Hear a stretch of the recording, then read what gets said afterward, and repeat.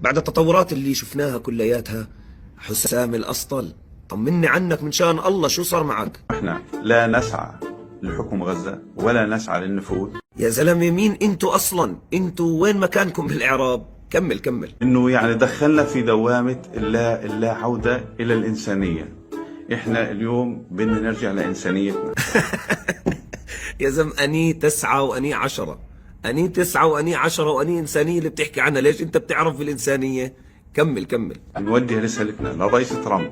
اليوم انت انقذتنا من خلال وقف اطلاق النار من القصف، ولكن إن احنا بنطالبك وبنطالب العالم باجمع من انقاذنا من حماس الارهابي. لا هاي كبيرة، ما وين المراجل اللي كنت تطلع وتهدد فيها وتعملوا احنا وسوف نقضي على حماس وخريت على حالك، بالنهاية بتطالبهم انهم يحموك؟ احمونا شكلك، ما انت من جماعة احمونا. كمل كمل. ونطالب المؤسسات الدولية والعالم باجمعه من حمايتنا من حماس. بعد كلمة المشهد السناسي وفنس، هي اجت كلمة جديدة، حمايتنا. شو حمايتنا؟ حماتنا بالمرة. نطالب المجتمع الدولي بإنقاذنا منه، باللغة العربية يفضح تاريخك عليك لغة. على كل، هي سيادة الرئيس وصل كلمتك للمجتمع الدولي، هي اسمع. يا ناس يا عالم، احمونا احمونا احمونا يا مسلم.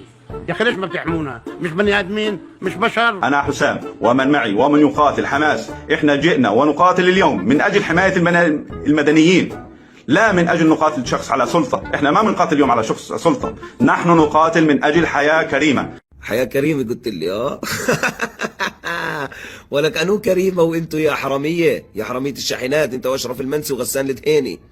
ولكو والله كريمة نفسها، راح نفرجيكوا اياها بإذن الله تعالى. نحن نعامل المواطن كأنه مواطن وكأنه شريف من حق له العيش. مواطن مين والناس نايمين؟ اسمع، تركتكم أمريكا وإسرائيل اللي بتعبدوها، وهم شكلوا مجلس إدارة سلام، حتى سيرتكم ما جابوها، تركوكم طعم. وهي الشباب وأبطالنا تحتكم طالعين لكم، والله إذا مش اليوم بكرة، إذا مش بكرة الأسبوع حاف، نهايتكم متوقع عليها. كفى كفى كفى. ماشي كفى، بس خليه نظرك تحت، لأنه أبطالنا راح يطلع لكم خلص. كفاية